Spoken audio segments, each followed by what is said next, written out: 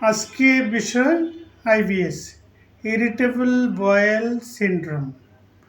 পাকস্থলী বা অন্ত্রের দীর্ঘমেয়াদী যে সমস্যা তাকে আইবিএস বলে।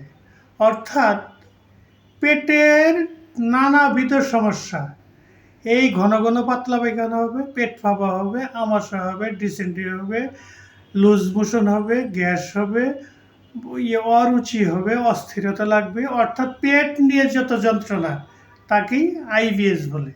সেটা সকালে পাতলা পায়খানা হবে, বিকেলে আম পড়বে, অরুচি হবে, গ্যাস ফাঁপ হবে, পেট ফাঁপা ফাঁপা হবে, অর্থাৎ যত রকম যন্ত্রণা এই আইবিএস, শর্ট নাম হলো আইবিএস। সেটা হলো এই সকল লক্ষণ, অর্থাৎ আইবিএস যে সকল রোগীদের মধ্যে আমরা দেখব যে আমি এই পেট নিয়ে যত যন্ত্রণা আছে, পৃথিবীটা আমার কাছে অশান্তি, কষ্টে আছি, খুব বিপদে আছি, আমার টাকা পয়সা গাড়ি বাড়ি থাকার পরেও খুব কষ্টে বিপদে আছে, সেটা কি এই সুন্দর পেটটা শান্তিতে আমি থাকতে পারি না, সবসময় কষ্টে আছে, তাদের জন্য যে সকল প্যাথির ট্রিটমেন্ট করার পরেও একটু ভালো থাকে আবার হয়। আমাদের হোমিওপ্যাথিতে এই আইবিএসের জন্য বিখ্যাত কিছু মেডিসিন আছে।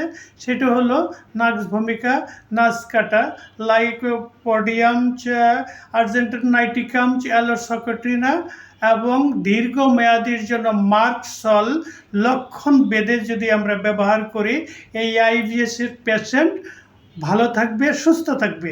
আপনার সুস্থতা কামনা আমার জেএম নবজীবন হোমিওপ্যাথিক চিকিৎসা কেন্দ্র সবসময় পাশে আছে এবং থাকবে। ভালো থাকবেন, সুস্থ থাকবেন। আসসালামু আলাইকুম।